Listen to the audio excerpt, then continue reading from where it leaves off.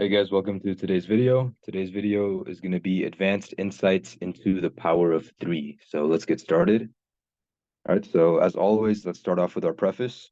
So the power of three refers to the fractal phenomenon in price, where price will go through phases of accumulation, manipulation, and distribution. Within the formation of any candle, price will accumulate, manipulate, and distribute.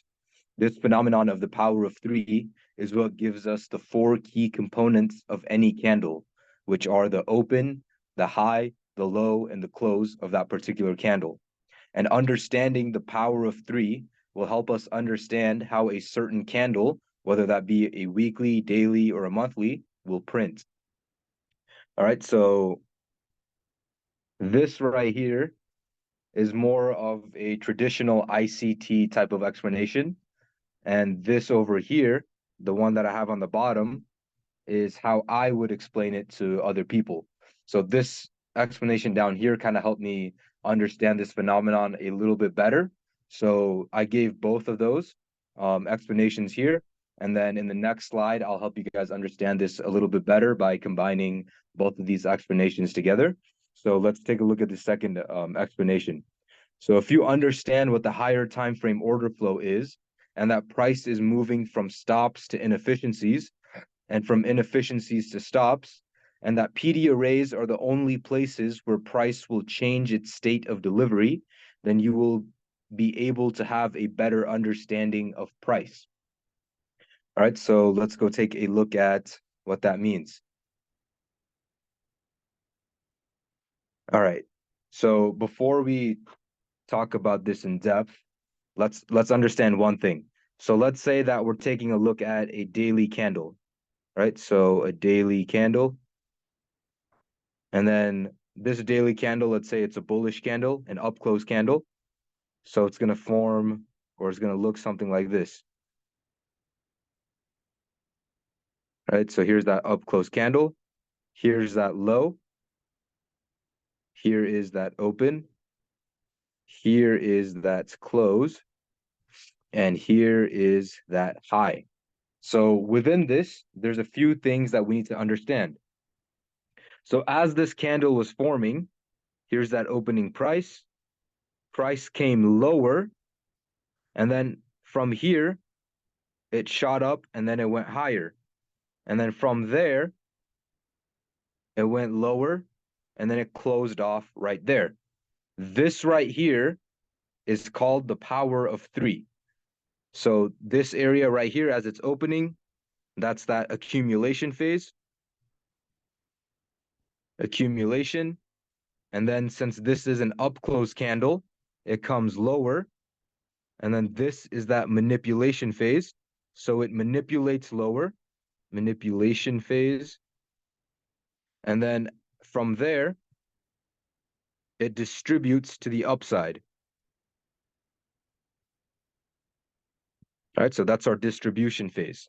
Now, what I want to highlight here, if you guys remember what I talked about in that last slide, I talked about how if you understand higher time frame order flow and the fact that price is moving from stops to inefficiencies, and the fact that price will only change its state of delivery from PD arrays, then that will help you better understand the power of three. So let's, for the time being, let's ignore this accumulation and let's only look at this distribution and this manipulation phase. So let me get rid of all of that other stuff. Let me just get rid of this whole thing. So here's that up close candle. It went lower, went higher, and then it did something like this. So during this manipulation phase, what's happening? It's forming that low of the day. What is a low? Well, a low is simply price coming lower and then changing its state of delivery to then go higher, right? So a low equals change in the state of delivery. Now, where does the change in the state of delivery occur? It occurs at PD arrays. So you need to understand that as price came lower, it found a sufficient PD array to change its state of delivery from. So right here, price had hit a PD array, and then it expanded to the upside. And then same thing with the high.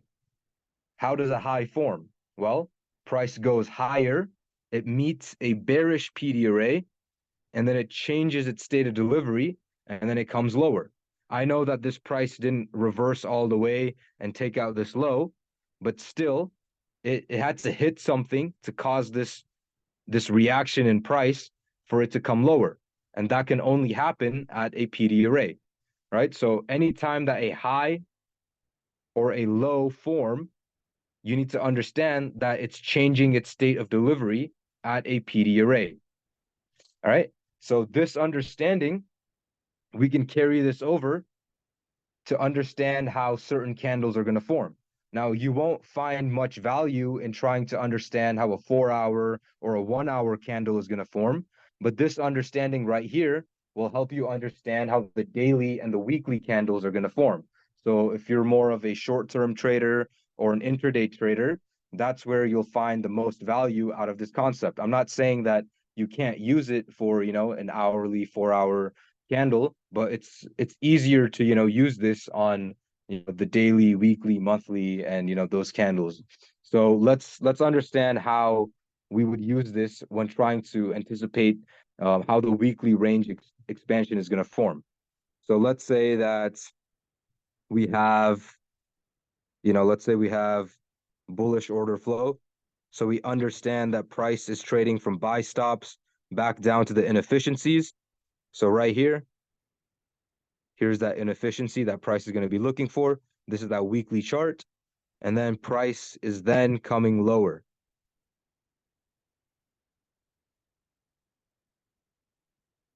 Right? So price is coming lower.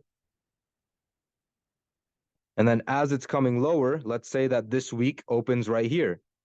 So you understand that the higher time frame is bullish. You understand that you have a discount PD array right here. So a discount PD array or a bullish PD array. And you understand that this PD array has the potential to cause a change in the state of delivery. So how would you anticipate for this weekly candle to form? Well, you could say that maybe price is going to want to come lower into here because price trade stops to inefficiencies. That inefficiency is right here. And then maybe it creates that low of the day right here at this PD array. So if you guys watch my weekly outlooks, I give you guys particular upside and downside objectives. This is what I'm doing.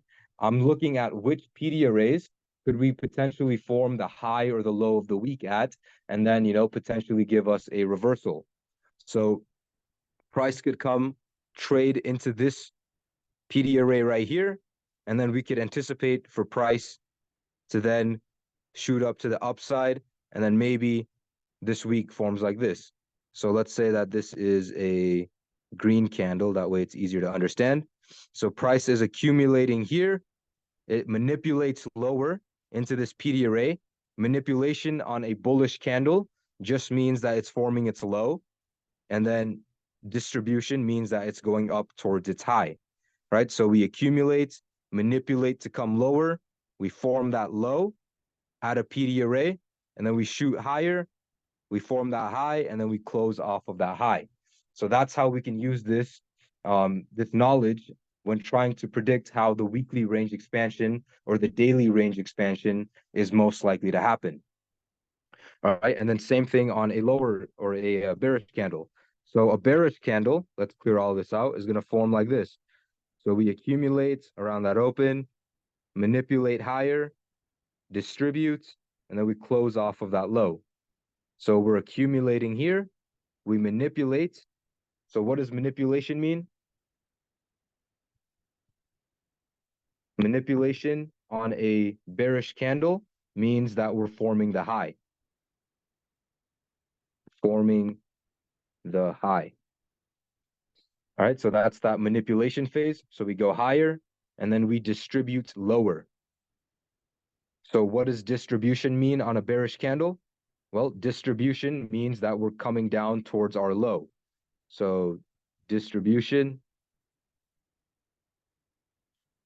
going towards the low.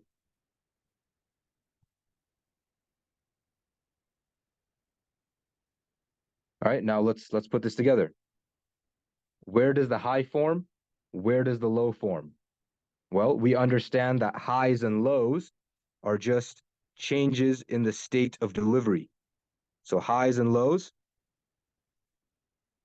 changes in the state of delivery, and changes in the state of delivery only happen at PD arrays.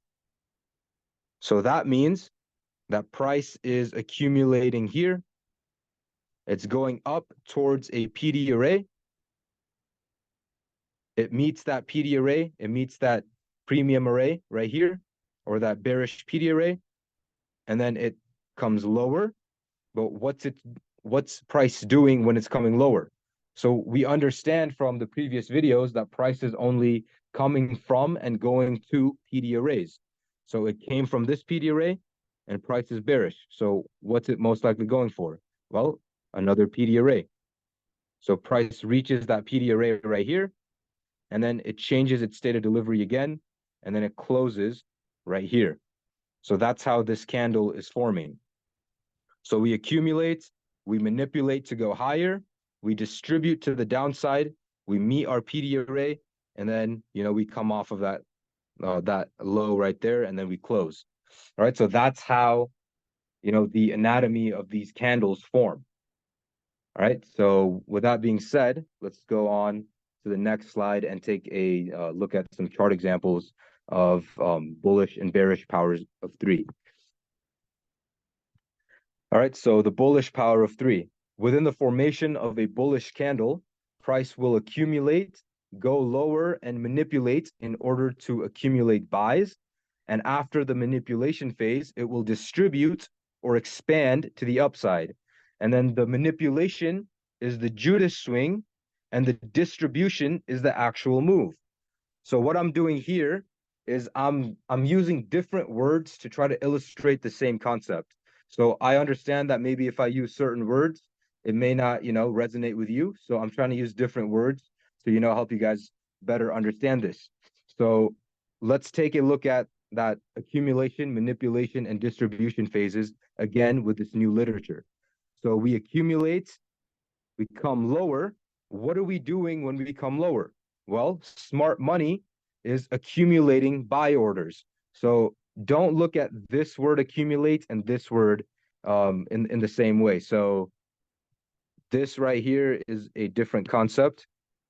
So this is, what I'm talking about when I say the manipulation phase. And then this green area right here is about the accumulation phase. So price is going to accumulate here. It's going to manipulate. And as it's manipulating, smart money is pricing in buy orders. So let's not use the word accumulate. Let's say pricing in, or they're getting into their buy orders here at a discount price. And then from there, price is going to expand higher. And then it's going to do what we talked about in that last slide. So when ICT says that we'll see a Judas swing and then we'll see the actual move, this is what he's talking about. So let's say that this is a daily candle. So around London session, that's when we'll see this manipulation phase. And then we understand that manipulation is just price seeking a PD array. So price is going to create that fake move to come lower. And then it's going to hit that PD array. Smart money is going to be allowed to price in their buy orders from here. And then after that Judas swing is complete, so let's make this a different color. So this manipulation phase, this manipulation phase, that's that Judas swing. And then this expansion or that distribution on a buy candle is just that expansion. All right, and then price is going to hit that PD array, and then it's going to close off, as you see with just about any candle. So that's how a up close candle is going to form. It's going to accumulate, it's going to come lower, it's going to seek a discount level, or a discount or bullish PD array, From that, it's going to reverse, go higher, meet a bearish PD array or premium array, and then it's going to close off of that level. All right, so with that being said, let's move on to the next slide. All right, so here is an example of a bullish power of 3. So right here around Asia, we accumulate. So typically, the Asian session is going to accumulate. London is going to manipulate, and then New York is going to distribute like this. So that's the main roles of these sessions, and this is a textbook example. We'll discuss how to deal with not so textbook examples later on in this video, but let's understand these textbook examples first. So Asia is accumulating, London is manipulating, and then from there, price is going to go higher. So we understand that this move right here, let's forget about this. This move right here is just price seeking a bullish PD array to reverse from. So it's seeking a bullish PD array to reverse from. And then after price forms the high of the day right here, that's just price meeting a bearish PD array and then closing off. So in this case, it would be this high, and we know that old highs are bearish PD arrays. So it takes out that high, and then that's that catalyst for us to close off of that level for the day. All right, so let's understand this from a different time frame perspective. All right, so let's move on to the next slide. So this right here is that same exact day, but on a different time frame. So right here, we see that Asia opens, somewhere around here. We form a 4-hour bullish fair value gap and an order block right here. So this could serve as a catalyst for us to go higher, because what are these? Those are PD arrays. And as you guys are probably tired of, hearing me say, that's where we have a potential for a change in the state of delivery. So price comes here. Here's that Judas swing. All it's doing when it's creating that Judas swing or that manipulation phase is it's just seeking a bearish or bullish PD array to then reverse from. And voila, what happens? Price goes higher, and then we close off like that. And then this is how that bullish or that up close candle formed. All right, so now let's take a look at a bearish example. All right, so the bearish power of 3. Within the formation of any bearish candle, price will accumulate, go higher to manipulate, and after the manipulation phase, it will distribute or expand to the downside.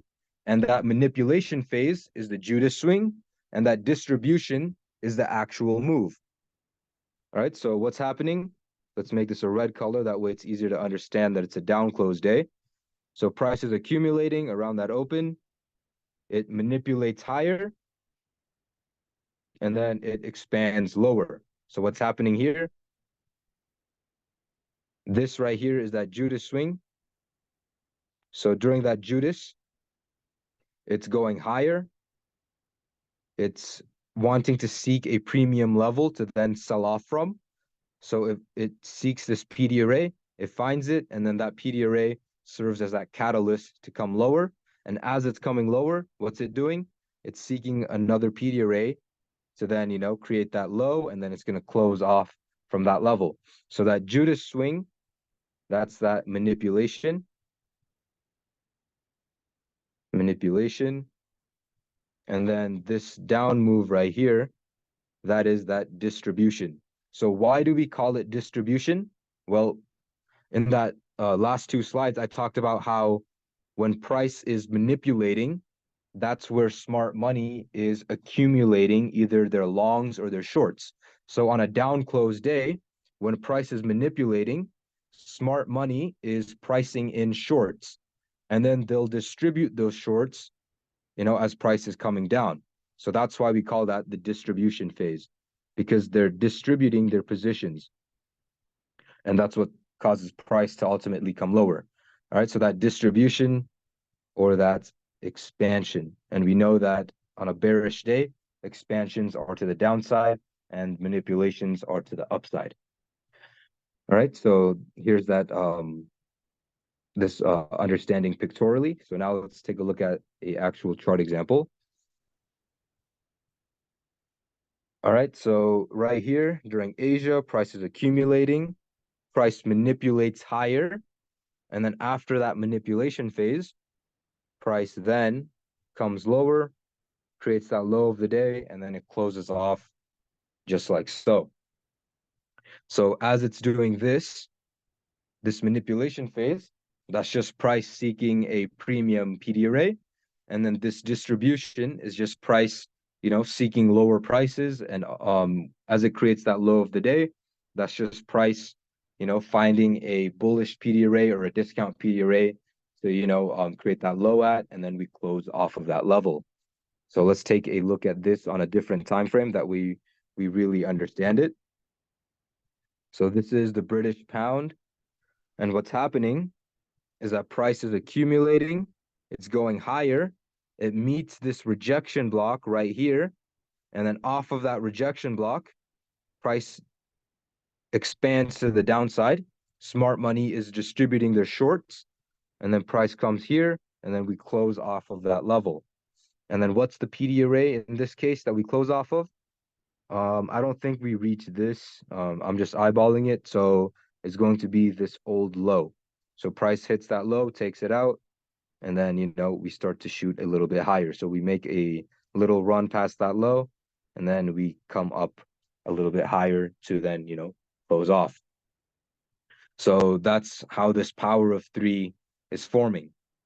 All right. So now that we understand this, let me teach you guys how to better understand the delivery.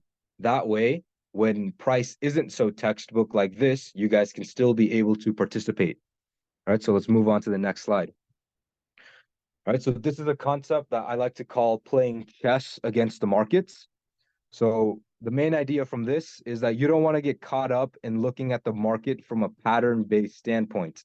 Instead, you want to understand the delivery. We need to condition our minds to properly frame likely scenarios that could take place in the market and map out as many of those scenarios as we can. That way we can properly frame risk. So what do I mean by all of this? And why do I have a picture of a market maker model? Well, most of you guys trade this like a pattern. So you guys see a level of potential original consolidation. You guys see something like this. You see this, you see this. Maybe you see a market structure shift from that level. And then, you want to take a long all the way up to here. And then instead, what happens is price just comes up to here and then price comes lower. Now, ICT has taught us that market maker models don't have to complete, but even more so, you need to understand why price is delivering like this. So you can't trade ICT from, the perspective of patterns and pictures, because price is a lot smarter than that. You can't expect to make money off of a few shapes or something that you can draw on your chart. Obviously we annotate our screens and all that stuff, but we need to, graduate our understanding from seeing things in a pattern-based perspective towards understanding how price is actually delivering. So yes, price was, reaccumulating or redistributing at this level, and then it was doing so again here. But what if this level that price came to was a 4-hour bearish fair value gap? So bearish 4-hour fair value gap. So price comes up to here.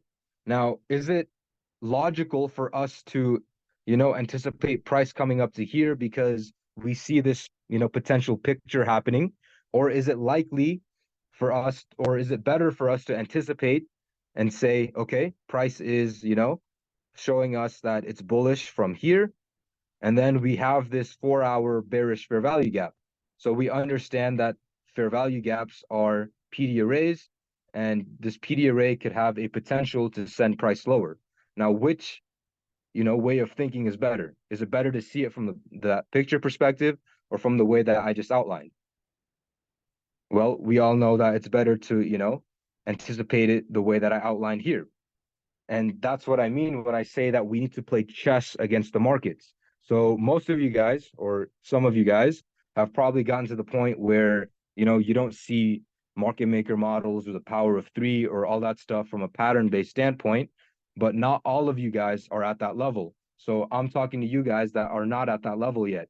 So I'm teaching you guys that we need to graduate our understanding towards understanding the delivery as opposed to trading patterns, because the algorithms or the algorithm that runs price, it's logical. It's not going to want to come up to here because, oh, ICT says that if this pattern is forming, it's going to want to come up here. That's not what it's doing. So we need to kind of get in line with the algorithm and start playing chess. So a chess player, when he's at the chessboard, he looks at how the board is set up. So let me clear this and let's draw this in a little bit. That way you guys can kind of see. So actually, that's a terrible drawing.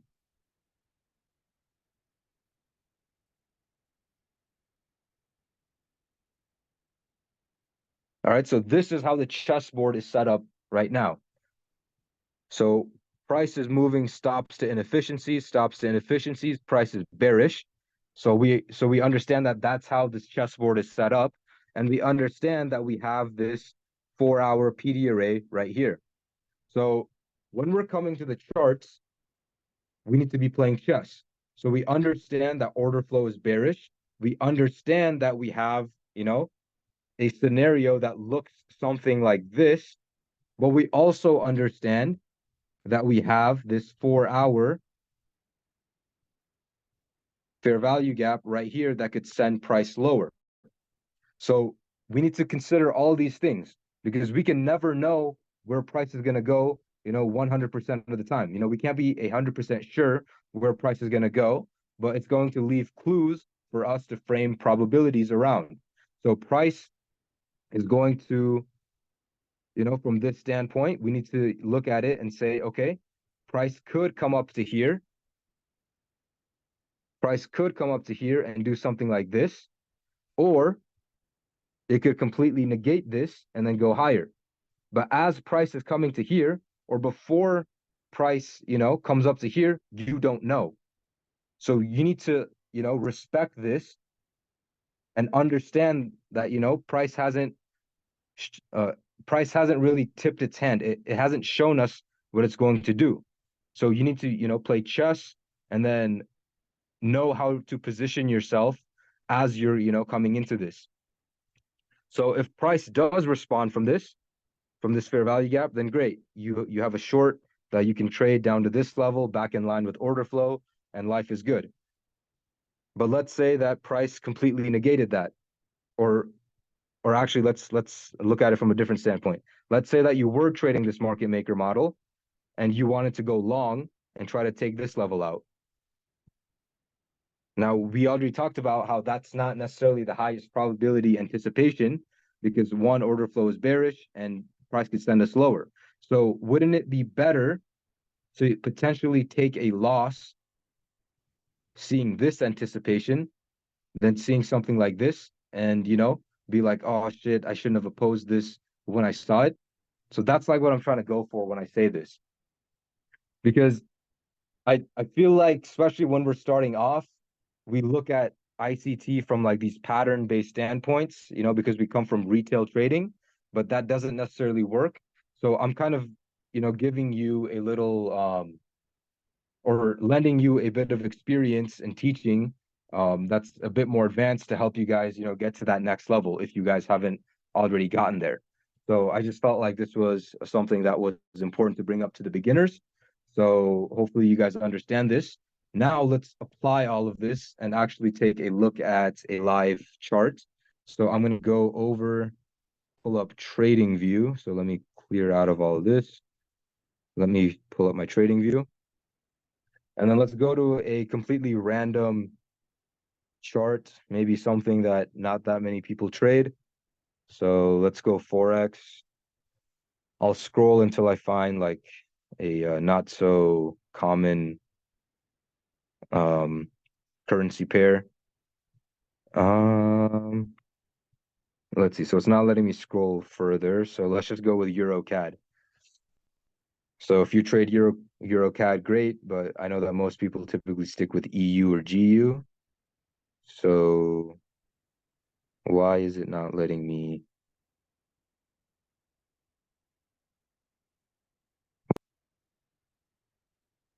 Give me 1 second, guys, while I pull this chart up. All right, so I'm here. So let's go Euro CAD.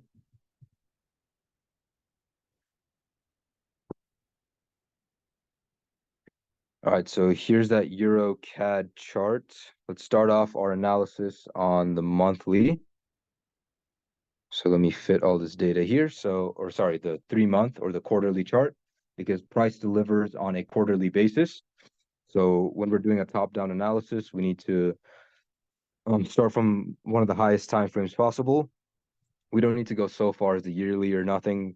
The 3-month is good. So immediately what catches my eye is the fact that this imbalance has been negated.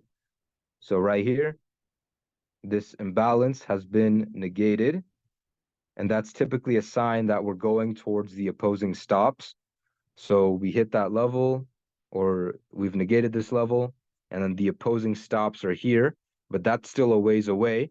So that next level that I would be targeting on this time frame in this range is going to be this fair value gap right here. So right off the bat, that's that anticipation that I'm getting, especially since we've negated this level and then price came lower, it respected it, and it's starting to move higher from that level. So that's what I'm seeing on the 3-month. I think we can move on to the monthly now. All right, so on the monthly, what I'm seeing is right off the bat, I see these equal highs. So that lines up with that range that we saw on the 3-month. So that range high. And then from here, we've also respected this inefficiency right here. And then price is starting to move higher. And also order flow is showing to be bullish. So these down close candles are respecting price, and these bullish PD arrays are supporting price rather. So we see that price is moving up, and then I'm looking at this down close candle as just, rebalancing and coming down into this order flow candle right here. So that's the way that I would look at that. So now let's move on to the weekly.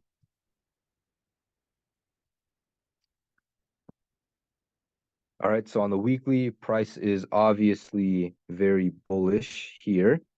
So price negated this inefficiency, which puts me on alert, but price respected this one right here, and it's looking to move away. So for us, I would say that this level right here would be that next draw on liquidity. So we have about 2 days left in this week. So depending on how we close, if this candle stays like this at the close of this week, this is what I would be anticipating. I'd be anticipating we open here, we come lower maybe, and then we manipulate or yeah, so we manipulate lower and then distribute higher towards this level right there. So that's what my anticipation would be, and that level right here would be my upside objective. All right, so that's what I'm seeing on the weekly.